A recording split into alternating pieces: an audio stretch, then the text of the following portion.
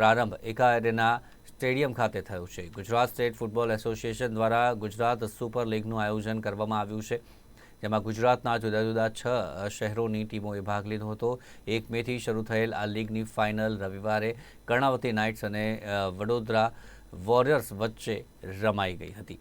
તો ફાઇનલ મેચમાં Karnavati નાઇટ્સે penalty shootout દ્વારા 5-4થી વડોદરા વોરિયર્સને હરાવ્યું હતું.